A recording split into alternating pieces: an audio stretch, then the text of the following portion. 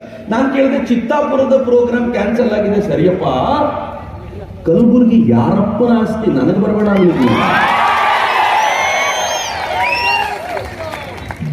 ಅಪ್ಪ ಮಕ್ಕಳು ಆಳುತ್ತಿದ್ದಾರೆ ಅಂದ್ರೆ ಮತ್ತೆ ಅಪ್ಪ ಮಕ್ಕಳ ಆಸ್ತಿ ಏನ ಆರ್ಡರ್ ಅಲ್ಲಿ ಏನೂ ಇಲ್ಲ, ಯಾಕೆ ಬರಬಾರ್ದು ಅನ್ನೋದು ಕಾರಣವೇ ಇಲ್ಲ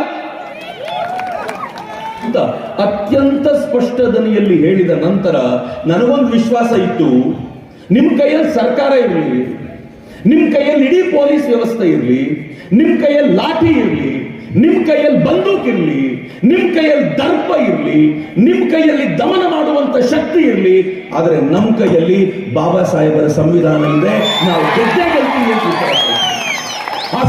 FIR ಹಾಕಿದ್ರೆ ಹೆದರೋರು ಸಾಮಾನ್ಯರಪ್ಪ, ನೀನು ಎದುರು ಹಾಕೊಂಡ್ರು ಸಾಮಾನ್ಯರಲ್ಲ, ನಮ್ಮಂತವ್ರಿಗೆ ಎದುರು ಹಾಕೊಂಡಿದ್ಯಾ, ಎದುರಿಗೆ ಬಂದು ನಿಲ್ತೀವಿ ಬಾ ಎದುರಿಗೆ ಅಂತ.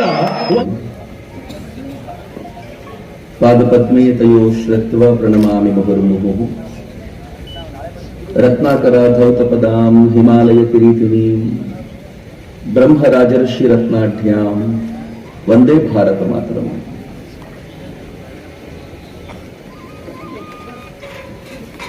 ವೇದಿಕೆ ಮೇಲೆ ಆಸೀನರಾಗಿರುವ ಪರಮ ಪೂಜ್ಯ ಸ್ವಾಮೀಜಿಯವರಿಗೆ ಶ್ರದ್ಧಾಪೂರ್ವಕ ನಮನಗಳು. ಚಿತ್ತಾಪುರದಲ್ಲಿ ಬೃಹತ್ ಸಂಖ್ಯೆಯಲ್ಲಿ ಸೇರಿರುವ, ಕೆಲವೊಂದ್ಸಲ ಸಂಖ್ಯೆ ನೋಡಿಯೇ ಗಾಬರಿ ಆಗಿದೆ, ಇಷ್ಟೇ ಸಾಕು, ಇನ್ನೇನು ಮೆಸೇಜ್ ಕೊಡಬೇಕಾಗಿಲ್ಲ. ಹೇಳಬೇಕಾಗಿದ್ದನ್ನೆಲ್ಲ ನೀವು ಸ್ಪಷ್ಟವಾದ ಸಂದೇಶದಲ್ಲಿ ಕೊಟ್ಟಿದ್ದೀರಾ.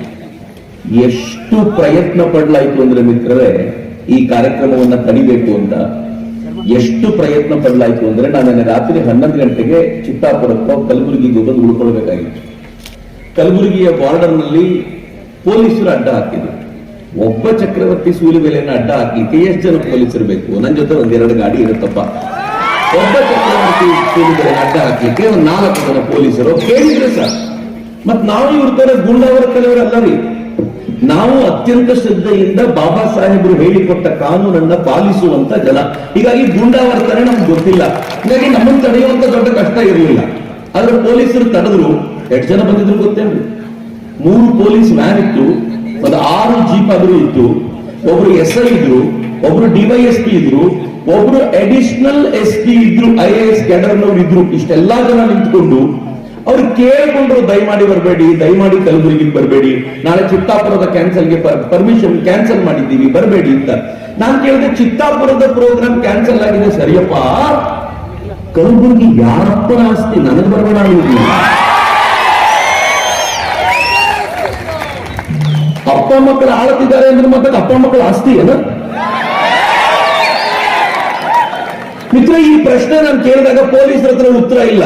ಪೊಲೀಸರು ಕೇಳಿದ್ರು, ದಯವಿಟ್ಟು ಬರಬೇಡಿ, ದಯಮಾಡಿ ಬರಬೇಡಿ. ನಾನು ಹೇಳಿದೆ, ಸಾಧ್ಯನೇ ಇಲ್ಲ. ನೀವೊಂದು ಆರ್ಡರ್ ಮಾಡಿ, ಆರ್ಡರ್ ಕೊಡಿ ನನಗೆ, ನೀವು ಬರಬೇಡಿ ಅಂತ ಆರ್ಡರ್ ಕೊಡಿ. ಯಾವ ಕಾರಣಕ್ಕೆ ಆರ್ಡರ್ ಕೊಡ್ತೀರಾ ನೋಡೇ ಬಿಡ್ತೀನಿ ಅಂತ ಅಂದ್ಮೇಲೆ ನೀವು ನಂಬೋದಿಲ್ಲ. ರಾತ್ರಿ 11 ಗಂಟೆಗೆ ಅಲ್ಲಿದ್ದ ನಮ್ಗೆ ರಾತ್ರಿ 1 ಗಂಟೆಗೆ ಅಸಿಸ್ಟೆಂಟ್ ಕಮಿಷನರ್ ಹತ್ರ ಹೋಗಿ ರಾತ್ರಿ ಪಾಪ ಕಮಿಷನರ್ನ ಎಬ್ಬಿಸಿ ನಿದ್ದೆ ಕಣ್ಣಲ್ಲಿ ಅವ್ರ ಹತ್ರ ಒಂದು ಸೈನ್ ಮಾಡಿಸಿಕೊಂಡು ನನಗೆ ಕಳಿಸ್ಕೊಟ್ಟಿದ್ದಾರೆ, ನೀವು ಬರಬಾರದು ಅಂತ. ನನಗೆ ಬಹಳ ಖುಷಿ ಆಯ್ತು, ಒಳ್ಳೇದಾಯ್ತು. ನಾಳೆ ಚಿತ್ತಾಪುರದಲ್ಲಿ ಪ್ರೋಗ್ರಾಮ್ ಮಾಡ್ಲಿಕ್ಕೆ ಇದೇ ಸಾಕಾಗುತ್ತೆ ನಮ್ಗೆ ಅಂತ. ಯಾಕೆ ಅಂತಂದ್ರೆ ರಾತ್ರಿ 1 ಗಂಟೆ ಕೊಟ್ಟಿರುವಂತ ಆರ್ಡರ್ ಅಲ್ಲಿ ಏನೂ ಇಲ್ಲ, ಯಾಕೆ ಬರಬಾರದು ಅನ್ನೋದು ಕಾರಣವೇ ಇಲ್ಲ.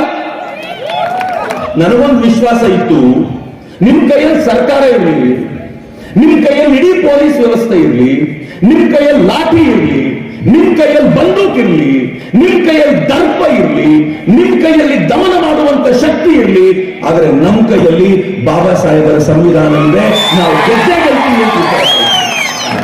ಒಂದು ಅಧಿಕಾರ ಇದೆ ಅನ್ನೋ ಕಾರಣಕ್ಕೋಸ್ಕರ, ಒಂದು ಮಂತ್ರಿಗಿರಿ ತಮ್ಮ ಹತ್ರ ಇದೆ ಅನ್ನೋ ಕಾರಣಕ್ಕೋಸ್ಕರ ಸಾಮಾನ್ಯರ ಮೇಲೆ ಶೋಷಣೆ ಮಾಡದ. ಹೇಗೆ ಶೋಷಣೆ ಮಾಡದ? ಒಬ್ಬ ಪೊಲೀಸರನ್ನ ಕರ್ಕೊಂಡು ಬರೋದು, ಒಂದು FIR ಹಾಕ್ಸೋದು. FIR ಹಾಕಿದ್ರೆ ಹೆದರೋರು ಸಾಮಾನ್ಯರಪ್ಪ, ನೀನು ಎದುರು ಹಾಕೊಂಡ್ರು ಸಾಮಾನ್ಯರನ್ನಲ್ಲ, ನಮ್ಮಂತವ್ರಿಗೆ ಎದುರು ಹಾಕೊಂಡಿದ್ಯಾ, ಎದುರಿಗೆ ಬಂದು ನಿಲ್ತೀವಿ ಬಾ ಎದುರಿಗೆ ಅಂತ 1-2 ಬಾರಿ ಕರೆದಿದ್ದಲ್ಲ. ಮಿತ್ರ, ನೀವೇ ವೋಟ್ ಮಾಡಿರೋ MLA ದುರಂತ ಇದು. ನಾವು 1-2 ಬಾರಿ ಕರೆದಿಲ್ಲ. ಟ್ವಿಟರ್ ನಲ್ಲಿ ಪ್ರತಿನಿತ್ಯ ಬರ್ತಾರೆ, ಜಗಳಕ್ಕೆ ಬರ್ತಾರೆ. ನಾನು 3 ಟ್ವಿಟರ್ ನಲ್ಲಿ ಆನ್ಸರ್ ಮಾಡಿದ್ರೆ 4ನೇ ಬಾರಿ ಮತ್ತೆ ಸುದ್ದಿ ಇಲ್ಲ. ಇನ್ನೊಂದು 15 ದಿನ ಬರ್ತಾರೆ, ಮತ್ತೊಂದ್ಸಲ ಮಂಗಳಾರತಿ ಎತ್ತುವಂತೆ ಉತ್ತರ ಕೊಟ್ಟರೆ ಮತ್ತಿಲ್ಲ.